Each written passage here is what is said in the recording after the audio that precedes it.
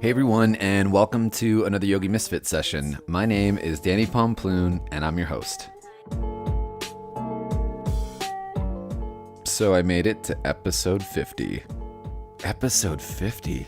That's pretty freaking cool. I mean, I guess I want to start this off by saying thank you guys for actually listening to this show. I did this show on accident. I was sick at home in bed one day a couple years ago, and I was listening to a podcast and was like, I could do a podcast, and pretty much just I hung out in my room and figured out how to do podcasting, and I did it, and I've had so much fun with it. It's just every time I get to do this show, I have a really good time, and I hope that you guys find it beneficial. And I just want to say thank you guys for listening and supporting the show, like so much. It's one of my favorite things to do. So anyway, about the actual episode itself. Amy is on the show, and Amy is a rad coach who actually coaches yoga teachers, and I cannot stress the importance of a coach for a yoga teacher. I currently have one. I call her my boss because she, pretty much keeps me in line, keeps me accountable, but also gives me hope and strength when things are going down. Amy is sweet, she's super rad, and she knows her stuff. So I'm so happy that she's on the show today. We'd love to thank everyone over at SF Yoga Mag. You guys are a big part of making this show happen, and just big supporters of the show. You guys rock. You guys are amazing. Without further ado, enjoy episode 50, and thank you again so much.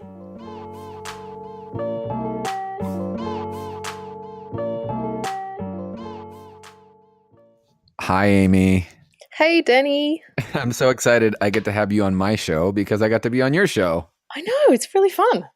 Yeah, how's it going? So we were just talking before the show started. You're on the East Coast today, which was, so for the people listening in right now, I was trying to get on Amy's show, and needless to say, I'm not good with time zones and date lines at all. Neither am I. We relied on our assistants to help us, and they did their best, but we still kind of faffed it up. Oh, well. Well, whatever. We're here now. Totally. So, Amy, I know you now a good amount, and I didn't realize until after I did more investigating, like how you have really dedicated pretty much your entire yoga gig to supporting other yoga teachers and to helping them. Some of the stuff that I was reading, and some of the calls that you take with your people, you really just help people get grounded and get I guess support from a yoga teacher perspective when whether they have one person in class or whether they're trying to grow a yoga retreat or whatever it is. So how did this all come about? Where did you decide these people need help and I'm going to help them? Essentially, it was two different ulterior motives, really. So I figure, I'm a zealot for yoga. I've been practicing since I was 8. I'm all about it. And I think that it's good for people. I think you're a better person when you do yoga. And so I felt, well, I want to live in a nice world. And so I think more people do yoga. And sure, I'm a yoga teacher, but I can only teach so many people. So this is kind of like my pyramid scheme to make the world a better place. I'm just going to multi-level market yoga to the world. And I think it's good for everybody. So, one, it helps me pursue my own dharma. But two, I also, I came to that point in my career path that I was done with that. It all become stupid. And so I decided I wanted to do something that actually had some integrity, that made me feel good, right livelihood sort of stuff. And so if I mashed together all of my skills, it turned out to look like being a business coach specifically for yoga teachers. And now I have the very good fortune to have a business that helps me feel like I'm pursuing my dharma. And I love it. I get to help people talk about my greatest passion, travel around and meet interesting people like you. What is a day look like for you? What's a typical day like being a yoga teacher coach? It depends. So about half my time I'm on the road traveling like now, and about half the time I'm just at my home office. So I'm one of those extroverted introverts. So when I'm on the road, I'm doing events, checking in at studios, catching up with clients. I teach a retreat and sort of one-day workshops in different cities, and that's all fun and good. And then I need to go into my HSP time.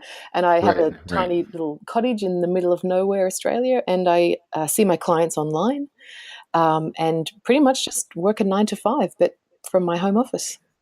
What's the most rewarding part of doing this?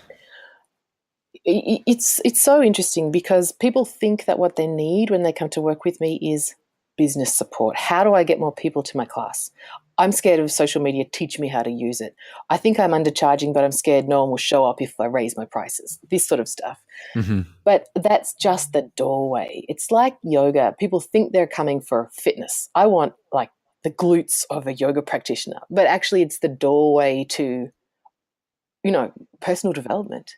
So for me, the most rewarding part is seeing a client value herself differently, feel more comfortable talking about what she needs in her marriage because we've done some work on boundaries, or seeing. I remember a client that I had. All he wanted to do was help other baby boomer executive men feel like they didn't have to give up golf because that was their big passion, and as they were aging they couldn't play golf. And so his whole thing was about helping his friends stay active and feeling socially engaged by having private yoga sessions with them. So he got so much self-worth from being able to support his people. That was incredibly rewarding. So it's always as much as people think they're coming for the business stuff, it's always the personal development that inevitably goes side by side that I find so rewarding. And I suspect they do too. It's great. Your Instagram feed looks amazing, but the fact that you like yourself more, really, I'm more interested in that. Wait, we're not doing this for Instagram? And some people are, and it's awesome. Well, shit.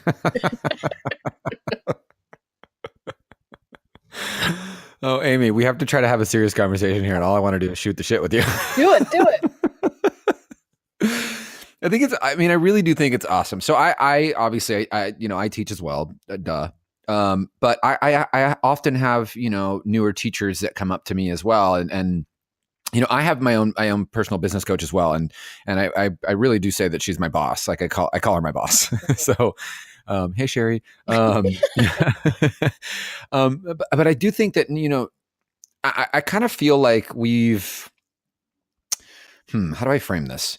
I kind of feel like there's this false sense of being a yoga teacher is really easy and it's really glamorous and anyone can do it. And I kind of feel like it's true, you can do anything that you want to do, but like we need to be more real with these people that are coming into like becoming a yoga teacher. Like it is going to be hard work, like anything else. It is tough to pull a crowd, when you're just getting started, but it's not impossible. I think just the way that, and you've probably seen a lot more of this than I have because you're managing these people, but the game has changed a lot in so many regards. Now there is social media. Now there is, online platforms. Now there's people selling their own videos. Now there's so much more digital things happening than there was even in even in the last 5 years that I've been, been around the block, I should say. It's changed completely. How do you get people that are wanting to like break through and how do you, I guess, what do you say to people that are like, okay, I kind of want to do this and I don't know where to go? I think that one of the things that's really important is that everybody gets to define their own journey. It's like saying, well, if you're not doing Mysore every day, you're not a real yogi. Like if you're a yogi because you go to the community center or the YMCA on Wednesday nights, except on school holidays, that's awesome. And the same is true for how you want to show up as a yoga teacher. You want to get on the cover of Yoga Journal and teach it all the wanderlusts, awesome. You want to just teach your colleagues one lunchtime a week at your office, equally awesome. Or maybe you want to do a yoga teacher training because you just love yoga and you want to learn more, but you never want to teach, also awesome. So I think it's like, follow your own dharma again. What is it that you want to teach for, and what does teaching look like for you? And just because you don't have however many K after your following on Instagram doesn't mean that you're unsuccessful. So first there's that, like, let's all just agree to not judge what is a successful career or not. And likewise, if you want to go out and make bank from teaching yoga, I am all about that too. Like that excites me. You want to make a heap of money from helping people get better? I mean, do it. That's also Go for awesome. But I think the thing that inevitably must be missing from a basic yoga teacher training is the fact that you're becoming a business owner, whether you're subcontracting at a studio or going out on your own and renting your own space, or building converting your garage into a practice space. When you decide to become a yoga teacher, for almost everybody, you become a solopreneur. And if you're doing a 200 or a 300 hour basic entry point teacher training, even if there is a component that's allocated to the business piece, you can't cover what you actually need in that amount of time. So I think for people to give themselves a break, if things aren't going the way you wanted them to, if your classes are a bit undersubscribed, or if you had to cancel a workshop because no one booked in, it's okay. You didn't learn how to do that yet. If you can't crack an Astavakrasana because you've never actually taken a class on how to do it, that's okay that you can't do it yet. Go take a class. So know that just because you've done a teacher training doesn't mean you necessarily know how to run a business. So give yourself permission to figure it out, get more support, join groups, go to trainings, whatever. There just isn't, with the incredible breadth of yoga, what you already have to distill just to squish it into 200 hours, you can't possibly cover what you actually need to also become a business owner. Right. That's such a good point. I never thought that as a yoga teacher. I mean, I guess I didn't think about a lot of things as a yoga teacher, but there's a lot of shit came up. That's a good podcast topic. Oh, the snafus that happen when you're a yoga teacher. Oh, that's good. Things you never thought would happen. We're doing a part 2. I can see it right now. Yeah. How do you tell that guy to fix that thing? And how do you tell her that, yeah, that will be fun. Yeah, we're doing that. We're totally doing that. I was gonna say, when I first came into to teaching yoga, I talk about this story a lot, pretty often, but like I started, my background is in nightlife management, so I managed bars and nightclubs for a really, really, really long time. And then as I started teaching and falling in love with it, I pretty much was working full time in a bar and then teaching part time on the side, and I couldn't afford. I didn't know that I had to have a website until someone was like, "You actually went to go audition for a studio," and they were like, "You need a website," and I was like, I'll be right back. And I didn't have enough money to like pay for someone to make me a website. So I went on YouTube and figured it out. And then I had a friend, another friend come in and kind of help one layer out. And then another friend came out and helped another layer out. And, over the last few years of teaching, I kind of, even my own like YouTube stuff, I figured, how to make things and how to make things on a budget, but just kind of being, I guess, because I was really dedicated. And now I'm finally in a place where I'm like, okay, I can start getting have a little more resources where I can actually like have other people actually help me out that they're experts in that. Because at the end of the day, like what I want to do is teach yoga. That's what I want to do. That's it.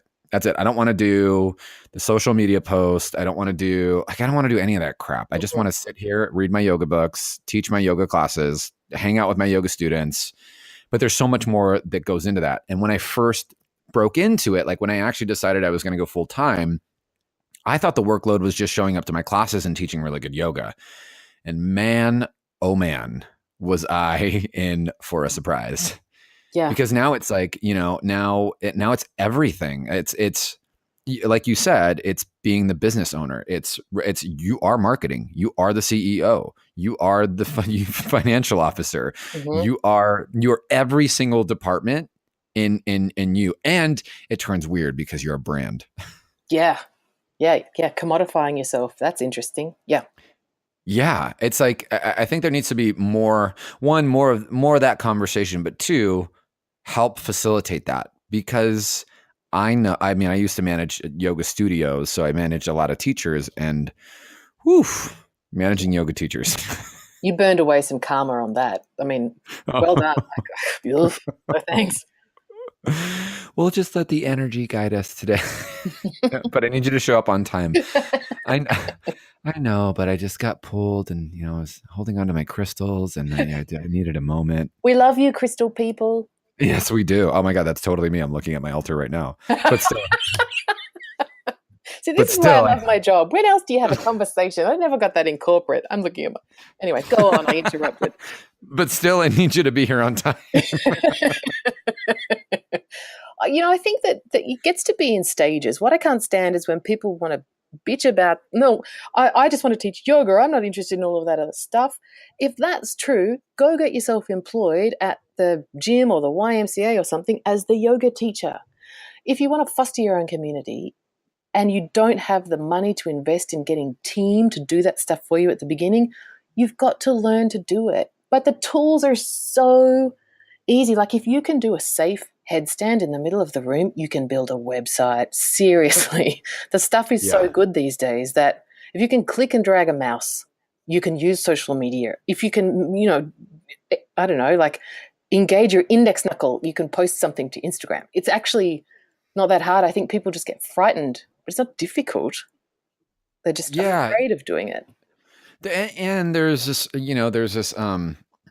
there's this level of follow through too, but also the workload and the what do I want to call it? The intimidation of other people that are successful in that quote. Again, that word successful is we can have a whole conversation about the word successful because it's really interesting, but I guess they're looking at the people that have like the bigger followings or the more engagement, the so on and so forth, forgetting that what they have to offer is enough and what they have to offer is perfect for some people. And that, like you said earlier, some people's dharmas this lifetime is to teach to thousands and thousands of people, and other people's dharma is to teach to the person next door, or the person that can't get out of a wheelchair, or it's different for everybody.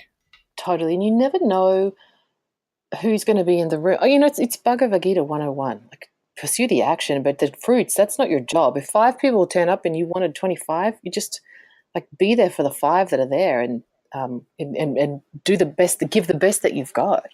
Totally. I love that message. And sometimes I used to teach this class at the men's prison near my house. And I remember once I thought there's all of these requirements, couldn't wear tight clothing, couldn't touch anybody, couldn't really demonstrate with my body because, you don't want to stick your butt in a room full of inmates' faces. It's just not fair, really. And they also didn't have a whole lot of English, so I was used to using pretty anatomical language. I couldn't, they didn't get it. So it was great as me becoming a better teacher. And I thought I was doing a good job, and I thought I was giving them stuff that was interesting. And then towards the end, one guy said to me, well, Amy, do you think we could do a meditation, like on the chakras? And I thought, wow, I think I've misjudged my audience. And these prison inmates, they want to do a chakra meditation. But I said to him, I just wasn't sure about that because I didn't know how comfortable people would be sitting in this group room with your eyes closed.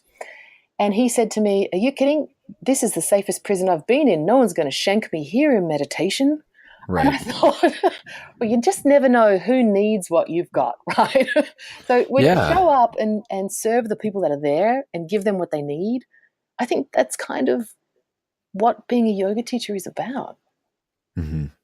Yeah, I think absolutely. It's true on multiple levels. It's really when you can kind of get outside of you get outside of yourself and you just offer. And I think this is like, I'm totally tying this back in. Like, this is why you need people to help you so that you can step outside of yourself, so that you can actually be fully present and not necessarily have to. I think people are afraid to ask for help too. So, when you have that extra support, when you have that extra help, it gives you more permission to show up in class. It gives you more permission to actually be.